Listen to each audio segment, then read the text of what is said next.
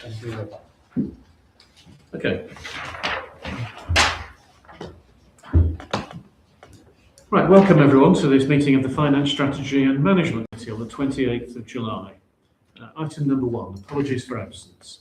We have apologies from Councillors Hoskins, Hunt and Williams. Thank you. Item 2, declarations of interest. Are there any declarations of interest on any items on the agenda? No. Public participation. Welcome back, Richard. And, would anyone in the public like to raise any issues on tonight's agenda? I was at the River Subcommittee meeting earlier today and raised the question of the Sawbourne jetty, which I'm now raising here.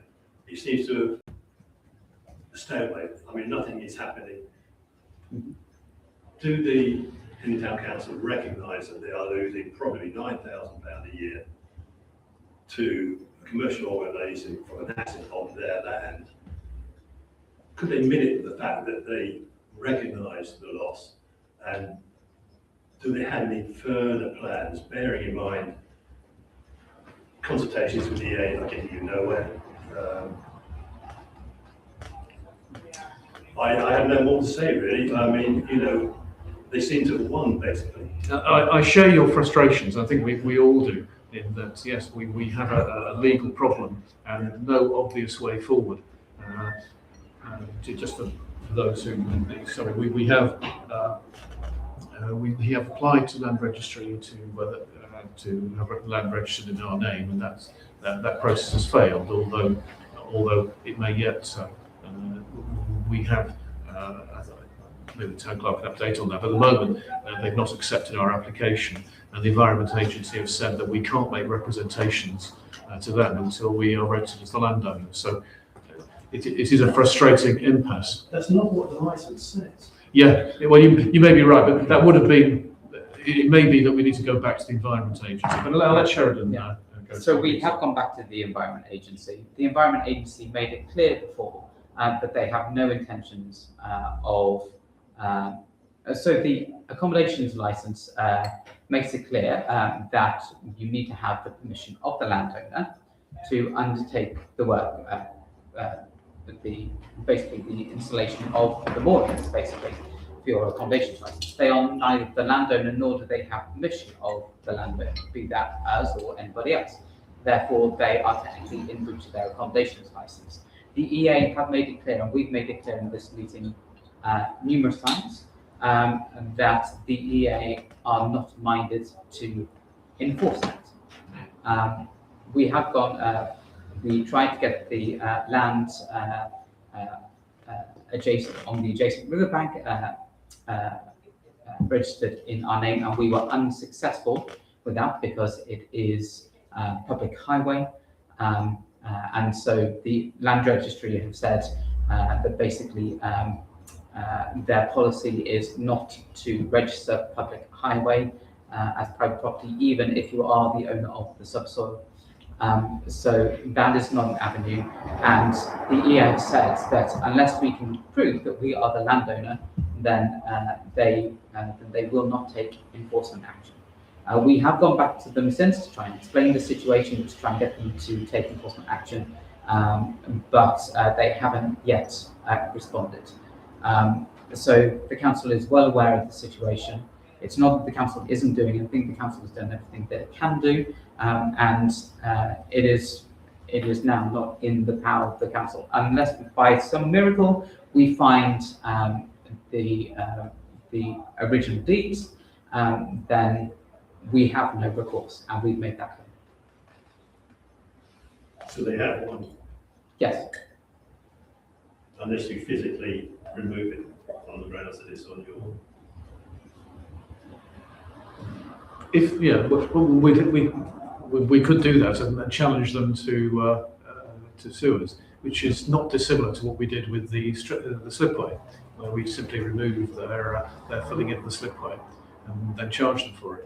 So that would be a possibility. The only other thing I can think of for now would be to involve the MP. We clearly have a problem with the Environment Agency, who, as you very clearly stated, their inaction appears to be allowing something that's in breach of the conditions, costing us money, and they're declining to take any action. There seems no reason why they should do that. So maybe we can consider involving the MP, who may be able to. He has some success already with the Environment Agency in some areas. Maybe he can use his influence there. MPs do have that ability to reach places that town councils can't always. So I don't think we need necessarily give up at this point. But yes, we don't appear to have a straightforward way forward, which, given the fact that there is something legally wrong going on here, costing us money, seems wrong. So we'll go back and consider what actions that we could take next, and take on board your what I think is all our dismay at the unsatisfactory situation we're now facing. So thanks for the question again. You're perfectly reasonable, Ron, and as I say, I hope we have a better answer at some point. Thank you. Any other issues that you wanted to raise? Your accountant is not here. Maybe it's not a right environment for this, but when you put the enforcement notices on the boats down there, do you record that income at that time? And when they don't pay, write it up as a bad debt, or do you just not record it at all? I can. So the system is that it's carried out by the park wardens. The park wardens have an app that we have put together. Any boats that are overstaying or haven't paid, they take photos, they record all the details, they issue a mooring charge notice, and we have a full process in place to follow that up. So everything is recorded and kept on file. If they don't pay, or if they continue to overstay, or if it's an abandoned boat, then that's reported to the Environment Agency, so we can get the owner's contact details so that we can take further enforcement action.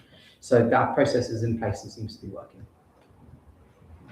Thank you. Okay, thank you. Any other public participation? Okay, thank you. In that case, we'll move on to item number 4, minutes, to approve the minutes of the meeting held on the 23rd of June. Are there any issues of accuracy, or can I have a proposal for approval, please? Second. All those in favour? Thank you. Item number 5, finance, to receive the management accounts, bank reconciliations and summary of payments on pages 7 to 40 of your agenda. Of course, early days still on the financial year.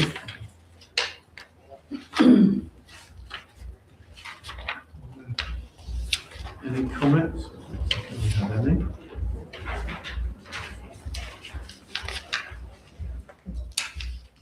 Okay, can I have a proposal that we receive or approve? We note. Proposal that we note. We note. Okay. All those in favour? Right, thank you. That's the regular agenda. Okay. Item number 6, exclusion of the press and public. This is going to be a world record for finance, I think. Right, thanks, Richard. So I therefore propose that the public and press become excluded from the remainder of the meeting in accordance with the Public Bodies Admission to Meetings Act 1960, as publicity would be prejudicial to the public interest by reason of the confidential nature of the business. I so move. Seconder. All those in favour? Right, thank you. So legal update.